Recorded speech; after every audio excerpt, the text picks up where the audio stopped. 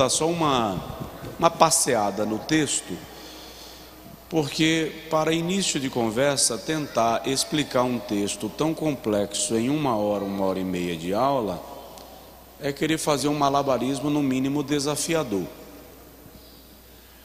Mas a gente vai ter uma noção, um parâmetro do que o texto está pontuando, inclusive o que disse irmão Humberto, o seu aspecto literal e o seu aspecto profético, porque normalmente as profecias escatológicas têm um plano de fundo imediato dos acontecimentos que estão se desenrolando e que a eles se aplicam, e o seu aspecto escatológico, o aspecto da revelação de Deus acerca dos tempos futuros e que não podem ser ignorados.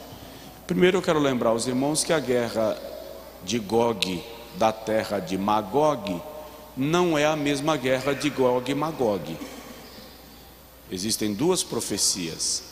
Existe a profecia de Ezequiel no capítulo 38 e a de Apocalipse no capítulo de número 21. A de Ezequiel 38 é a guerra de Gog da terra de Magog. A de Apocalipse 21 é a guerra de Gog e Magog. Uma tem aspecto físico, militar, bélico, que é a de Ezequiel 38. A outra tem aspecto espiritual, que é a de Apocalipse 21. A de Ezequiel 38 é quando um príncipe da terra de Magog, chamado Gog, vai invadir as terras de Israel para propósitos militares. A outra, em Apocalipse 21, é quando Satanás se levanta com o mundo depois do milênio para destituir Cristo do seu trono e do seu reino. Então são aspectos distintos da batalha.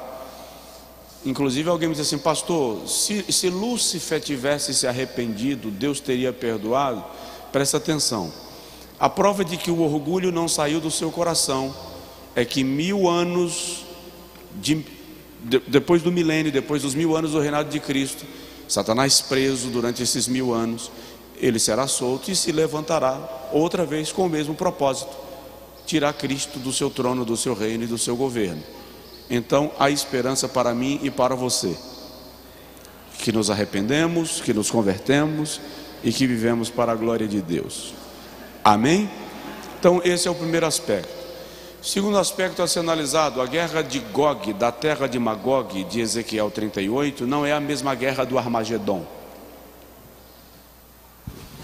Se nós entendermos bem, existem 3 grandes inimigos se armando e se organizando para enfrentarem Israel em algum momento, para o qual o mundo está convergindo. Existe a guerra de Gog, da terra de Magog, que para alguns estudiosos esta guerra é a que vai, digamos, abrir o período da grande tribulação, mas não há como afirmar isso de maneira categórica. O fato é que ela vai acontecer.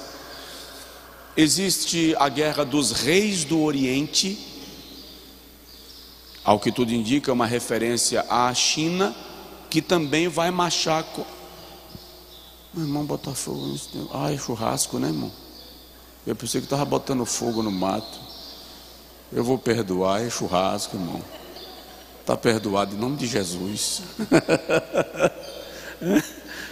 Quantos querem perdoar o nosso irmão? Levanta a mão. Quem não quiser perdoar, esquece o churrasco, tá? Tá.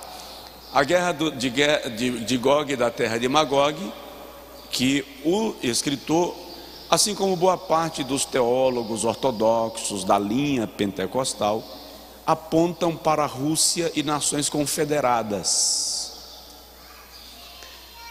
Como disse o irmão Humberto, na profecia imediata, na visão de Ezequiel, eu já vou falar um pouquinho sobre esse cenário de como se divide o livro de Ezequiel. Ezequiel está vendo o que vai acontecer logo na frente ali, tá? O que está na iminência, tá? A profecia tem o seu aspecto escatológico, isso é um fato. Tem a guerra dos reis do Oriente, que aponta para a China. As características apontam para a China, que também marcha contra Israel. E tem a guerra do anticristo, com as suas nações confederadas, que essa sim é a batalha do Armagedon, que se dará no vale de Jezreel, com nações confederadas unidas ao anticristo. Não é por acaso que a Bíblia chama esse tempo para Israel de tempo de dores, o dia da angústia, dia de trevas, dia do juízo. Compara com as dores de parto de uma mulher que está dando à luz ao filho, porque é um tempo em que Israel será depurado, purificado, para ser a nação do Senhor. Porque, como disse um determinado pensador da teologia cristã, o Israel que hoje nós conhecemos não vive como o Israel da promessa, o Israel da aliança. Está afastado de fato do Deus da aliança e do Deus da promessa. Então haverá um processo de purificação, e Malaquias diz, o Senhor diz através de Malaquias: eu vou me assentar para purificar o meu povo como ourives que se assenta para purificar a prata e para purificar o ouro. Este é um tempo de purificação para a nação de Israel. Amém? Quem é o anticristo, pastor? Guerra do Armagedon. A gente estuda isso em outro momento. Mas o tempo inteiro se pregou, se preconizou que o anticristo é um homem que vai levantar para governar. Eu particularmente entendo que é um sistema de governo, não uma pessoa. Um sistema de governo que se implantará no mundo sob a mesma lei, sob a mesma regra, sob a mesma ordem, sob o mesmo modelo. Quer um exemplo? No norte e no sul, no oriente e no ocidente, nas nações ricas e nas nações pobres, se estabeleceram regras de isolamento, e essa regra valeu para o mundo inteiro ao mesmo tempo. Ricos e pobres, grandes e pequenos, nações do ocidente e nações do oriente, gente do olho verde e gente do olho esticadinho, todo mundo obedeceu. Então, eu consigo compreender o governo do anticristo mais como um sistema de governo que já está em processo de plena instauração, do que um homem que se levanta e consegue comandar o mundo sozinho. Nós temos um sistema de governo hoje que é global, é sistêmico, como diz a própria palavra. Aliás, o pensador Olavo de Carvalho diz que existem 3 projetos de governança do mundo. O primeiro ele chama de globalismo ocidental, é a que trabalha na perspectiva e na conhecida nova ordem mundial, formado por famílias multitrilionárias e que comandam o sistema econômico, o sistema de saúde, o sistema bélico, o sistema do pensamento filosófico do mundo. Segundo, o sistema islâmico, que quer governar por meio da dominação política e social, da proliferação, da geração de novas gerações, e que estão tomando conta do mundo ocidental. É um fato. E terceiro, o governo comunista, comandado pelo sistema russo-chinês, porque embora a Rússia se declare uma nação cristã, a Rússia é declarada uma nação cristã desde a queda de Constantinopla, quando a Rússia então se desponta como a nação dominante, e em determinado período da história a Rússia chegou a reivindicar o título de terceira Roma. A primeira Roma seria a Roma papal, a segunda Roma seria Constantinopla, que por muitos anos foi sede do cristianismo, né? E depois vem a Rússia com a reivindicação desse título. Embora a Rússia adote uma economia capitalista, a sua ideologia e modelo de governo é comunista. Então nós temos aí 3 pilares de governança do mundo. A guerra de Gog, da terra de Magog, que é o que a internet começou a me causar um certo torpor, porque tem coisa que para você falar, você acaba, tem coisa que você está falando para a igreja que você pastoreia, e aí quem está do outro lado nem sempre está nesse grupo daqueles que são pastoreados por você, gera um Deus nos acuda. Mas o comentarista poderia ter feito a distinção. Gog e Magog, um dia de juízo. Gog e Magog é uma guerra. Gog da terra de Magog é outra guerra. Essa distinção precisava ser feita na lição para a gente conseguir trabalhar aspectos distintos. Já expliquei. Gog é um príncipe da terra de Magog, portanto uma região, e diz o texto que ele é príncipe de Meseque e Tubal, nações, portanto ele vai assumir o comando de nações. O comentarista pontua aqui na interpretação comum, eu digo comum porque a interpretação que no nosso ambiente é mais aplicada, que estas nações aqui citadas, os invasores, são nações que estarão confederadas possivelmente sob o comando da Rússia para a invasão de Israel. Ele cita aqui sobre os invasores no primeiro tópico, sobre a identidade dos povos invasores. No primeiro tópico, subtópico, ele deixa claro que a profecia não era para aquele tempo, era para o fim dos dias, depois da restauração do Estado de Israel. Ou seja, essa guerra, se o irmão analisar, o seu aspecto profético é apontado em Ezequiel 38, 11 e 12. Vai se dar numa época em que Israel estará vivendo plena tranquilidade econômica, política e militar. Capítulo 38, versículo de número 11 e 12 de Ezequiel, diz assim: e dirás, subirei contra a terra das aldeias não muradas. O termo aldeia não murada indica terra que habita segura, porque as muralhas eram que garantiam a segurança das cidades e das aldeias. Então é um tempo que Israel habitará em plena segurança. Virei contra os que estão em repouso, tranquilo, sem guerra. É o tempo que Israel dirá assim: estamos bem, os nossos inimigos foram aplacados, todos eles habitam sem muro e não tem nem ferrolhos nas portas. Então, tomando esse versículo e o 12, os intérpretes aplicam o aspecto escatológico da profecia para o tempo do fim. É isso que o comentarista está fazendo aqui. Isso significa que será antes da grande tribulação, ou talvez logo no início dela, porque não é a mesma batalha do Armagedon. Outra informação importante é que os povos da coalizão do príncipe ou comandante chamado Gog são da banda do norte, e outros grupos do norte da África, como etíopes e os de Put. E aí, aquilo que eu falei, parafraseando o que o irmão Humberto disse, a profecia escatológica tem sempre um plano de fundo num evento imediato, num evento que está em desenrolar, que é a sombra da revelação escatológica. Então, o que Ezequiel está vendo é Babilônia se montando, tá? Na sua visão primária. No seu aspecto escatológico, nós estamos falando de uma nação poderosa, confederada, que vai marchar contra Israel. Mas como é que faz essa aplicação, pastor? É preciso fazer um esboço do livro.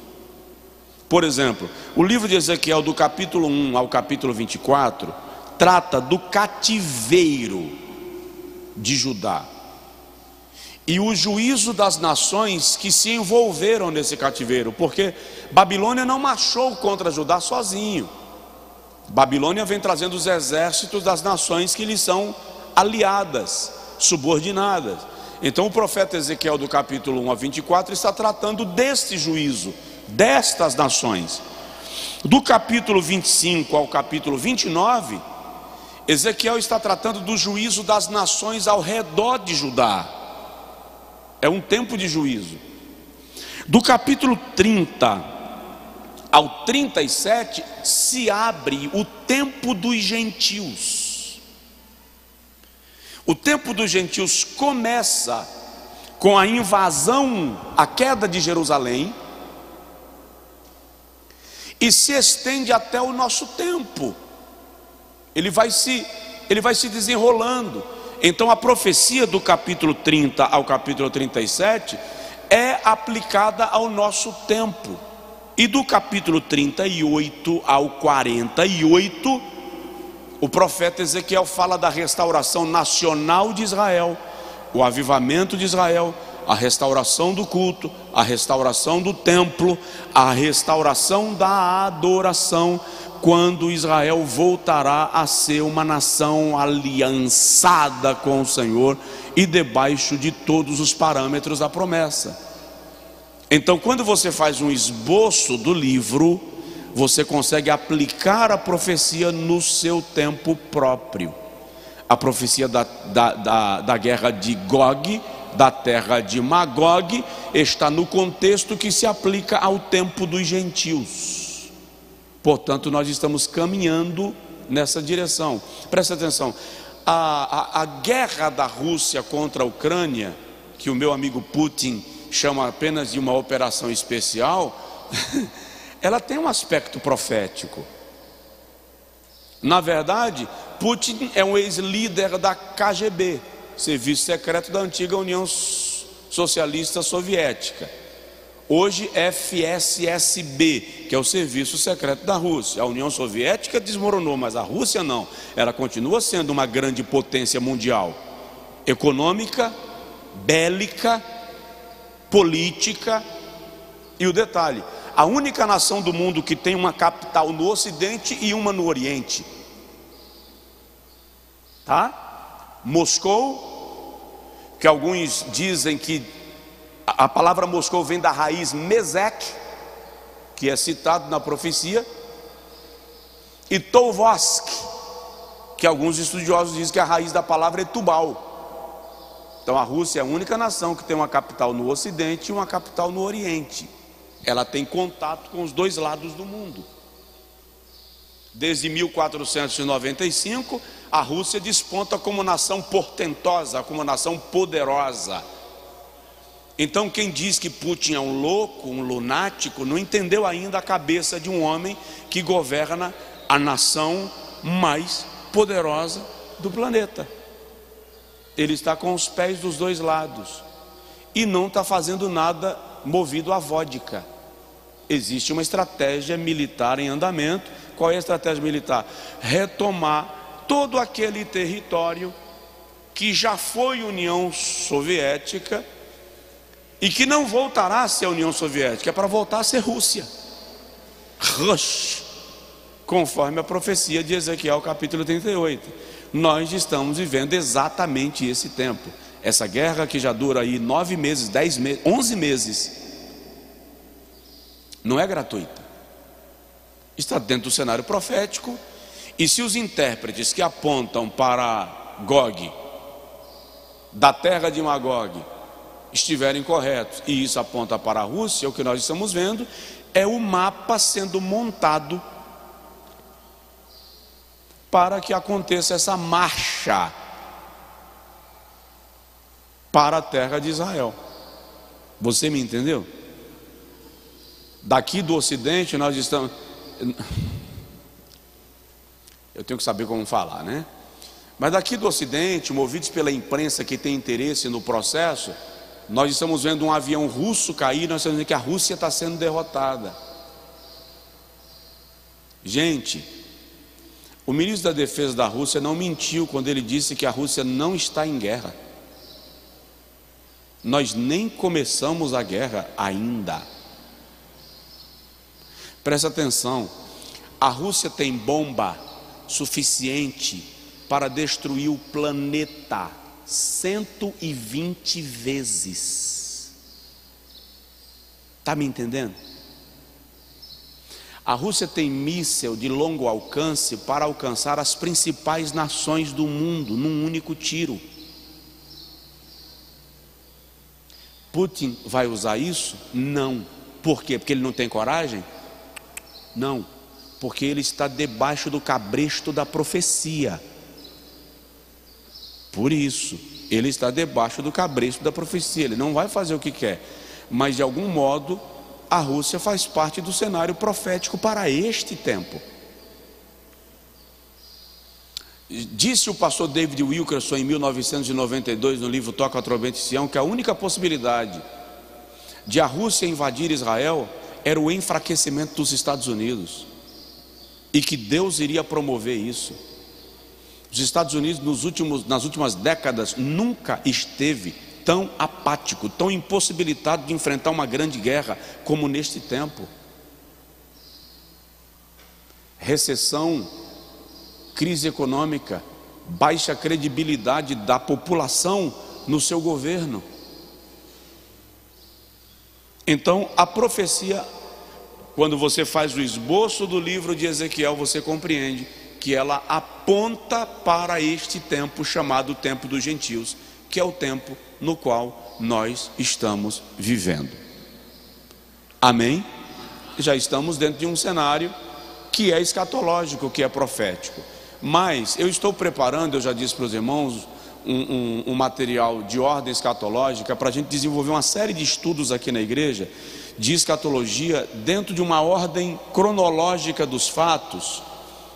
Cronológica é uma força de expressão, não vou conseguir colocar exatidão nos fatos dentro de uma ordem cronológica com a precisão que gostaríamos, né? Mas para dar uma luz e uma compreensão. No final da lição, e a gente conclui porque nós vamos para o batismo, o comentarista faz uma abordagem da origem dessa interpretação, como a Rússia aparece no cenário. A profecia afirma que Gog é príncipe e chefe de Meseque e de Tubal. A palavra chefe em hebraico é Rosh, de significado amplo: cabeça, chefe, pico, monte, parte superior. Curiosamente, a Septuaginta traduziu o termo como substantivo próprio, Achontaros, príncipe de Ros. Isto é mantido na versão bíblica da tradução brasileira e em algumas versões inglesas. E a expressão Rosh se assemelha à expressão Rússia, o que não é suficiente para fazer a aplicação. Não é suficiente, tá? Nós precisamos de fato fazer uma análise muito mais ampla, mais aprofundada, para fazer essa afirmação categórica e absoluta. O fato é que Rússia, China e as nações confederadas sob o comando do anticristo estão em plena regimentação, em plena arrumação para o cumprimento das profecias. Quer saber?